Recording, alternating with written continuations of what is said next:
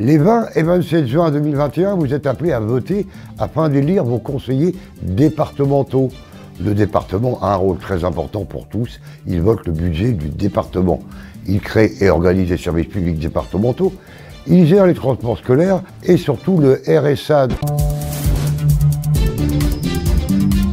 Les élections départementales sont organisées dans le cadre du canton. Un canton est une division de département.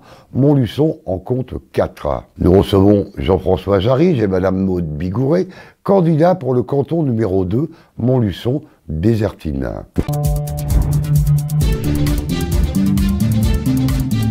Bonjour, je m'appelle Jean-François Jarige, je suis enseignant au lycée Paul Constant. J'étais l'an dernier candidat tête de liste aux élections municipales et cette année, je suis candidat aux élections départementales sur le canton de Montluçon-Désertine. Les élections départementales, et c'est ce pourquoi nous sommes candidats, sont en fait beaucoup plus importantes que les gens ne le pensent, parce que ça touche au quotidien de la population. Ce sont des élections de proximité. Les compétences du département touchent à la solidarité, touchent aussi à l'attractivité du territoire, à la santé. Le département à la gestion notamment des collèges, le département à la gestion du réseau de routes départementales. Et il s'agit vraiment d'accompagner les habitants d'un département d'un bout à l'autre de la vie, dans leur quotidien. Et c'est pourquoi nous sommes candidats à ces élections, parce que nous, ce qui nous intéresse, c'est d'être des élus de terrain, des gens qui sont au contact de la population, au contact du réel, pour les aider justement à trouver des solutions dans les problèmes qui sont les leurs au quotidien. Dans nos priorités, nous voulons travailler sur l'attractivité du territoire. En effet, Montluçon comme Désertine sont deux villes dont l'histoire et le destin sont extrêmement liés. Elles ont un avenir en commun. Et une des problématiques qui se posent à Désertine comme à Montluçon, c'est de faire de ce territoire un territoire plus attractif pour attirer une nouvelle population, pour attirer des entreprises, mais aussi des professionnels de santé. Et dans les leviers qui peuvent être à notre disposition pour rendre ces territoires plus attractifs, il y en a un que nous avons identifié comme levier majeur, c'est celui de l'attrait touristique avec la mise en valeur du patrimoine et notamment du patrimoine historique. Et dans les compétences qui sont celles du département, nous pensons que nous pourrions développer un label bourbonnais médiéval dans lequel le vieux Montluçon aurait toute sa place. Et ça permettrait de donner une nouvelle image à ce territoire. On ne veut pas, si vous préférez, être trop abstrait, on veut être concret, on ne veut pas valoriser le patrimoine juste parce que ça fait joli, mais vraiment dans un projet de développement. Nous pensons que le levier culturel, le levier patrimonial est extrêmement important pour créer de l'emploi et rendre un territoire beaucoup plus attrayant. Un des autres axes de notre projet, sur nos 4 priorités, c'est l'éducation. Effectivement, à Désertine comme à Montluçon, nous avons des collèges. Et les collèges sont gérés pour la partie matérielle par le département. Et nous pensons effectivement qu'il faut déjà au moins sanctuariser les budgets qui sont consacrés à l'éducation dans la gestion de ces collèges. Après, nous voulons aller plus loin que le simple aspect matériel. Et c'est pour ça que nous sommes prêts à accompagner les enseignants qui mèneront des actions en faveur de la laïcité et de l'éducation à la laïcité. Pourquoi ? Parce que nous défendons justement ce grand principe républicain. C'est dans notre programme. Lorsque nous avons commencé à visiter les quartiers de Montluçon et Désertine, lorsqu'on est allé dans les quartiers du Dienat, de la rue Franklin, de l'avenue du Général de Gaulle, de la rue Paul Bert aussi, les citoyens que nous avons rencontrés nous ont fait part de leur inquiétude justement face à ce principe républicain qui, selon eux, n'est pas respecté. Et donc nous défendons ce principe et c'est pourquoi nous sommes prêts, par exemple, à aider et à aider les enseignants à promouvoir les actions en faveur de l'éducation et de la laïcité. Un des autres axes que nous développons dans ce programme sur l'éducation, c'est l'affectation des collégiens qui doit être au plus près de leur domicile.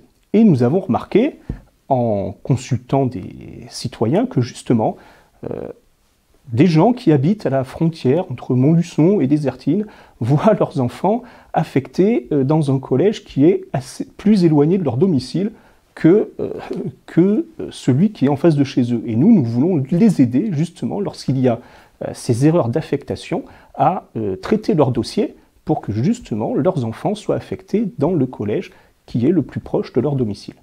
Les élections départementales sont organisées selon un scrutin binominal mixte majoritaire à 2 tours. Chaque canton élit un binôme composé d'un homme et d'une femme. Leurs suppléants doivent également constituer un binôme de sexes différents. Une fois élus, les 2 membres du binôme exercent leur mandat indépendamment l'un et de l'autre. Bonjour, alors je m'appelle Maude Bigouret-Marie Torena, je travaille actuellement comme responsable de service à la CPAM, que l'on appelle plus communément la Sécu entre nous. Et je me suis présentée actuellement pour offrir de la proximité aux gens dans leur quotidien.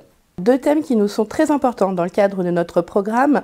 La solidarité, c'est la solidarité du quotidien qui est mise en place par le département, que ce soit dans le cadre du handicap, mais également dans tout ce qui est personnes âgées. On a la gestion des EHPAD et puis d'autres actions qui permettent aux personnes âgées de rester à domicile.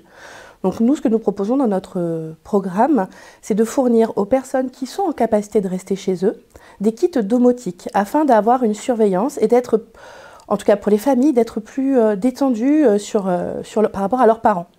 Moi, par exemple, c'était vrai que mon grand-père étant seul, il est vrai que j'étais rassurée de savoir qu'il pouvait appuyer sur un bouton ou contacter quelqu'un dès qu'il y avait besoin.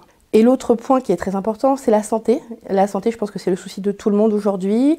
On le constate avec la désertification médicale qui existe.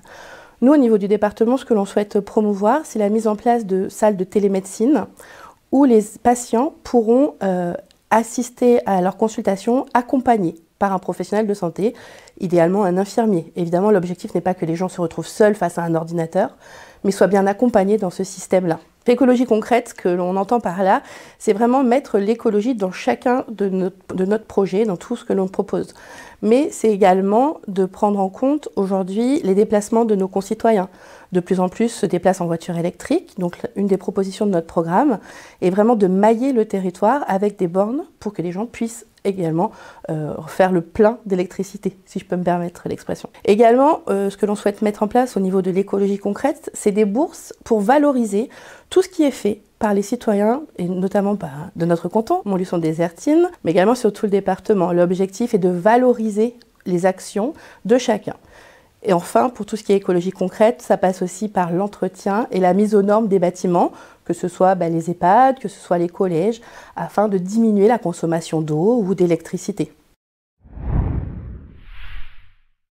Alors, pourquoi on devrait voter pour Maude, moi-même et nos remplaçants? Tout simplement parce que nous sommes les candidats de la majorité présidentielle. En tant que candidat de la majorité présidentielle, nous défendons une certaine vision de la politique qui est celle de la nuance, qui est celle du respect des grands principes républicains. Nous ne sommes pas sectaires, nous refusons le conservatisme que d'autres listes défendent, nous refusons la démagogie qui consiste à faire des promesses qui ne sont jamais tenues, et nous donnons des propositions réalistes. Et en fait, ce que nous voulons faire, c'est tout simplement agir, mais pas pour être élu, mais être élu pour agir avec tout le monde et pour tout le monde. L'aide sociale, les collèges, les pompiers, le département joue un rôle très important pour le quotidien des habitants. Le rendez-vous est donné pour le premier tour et ce sera le dimanche 20 juin.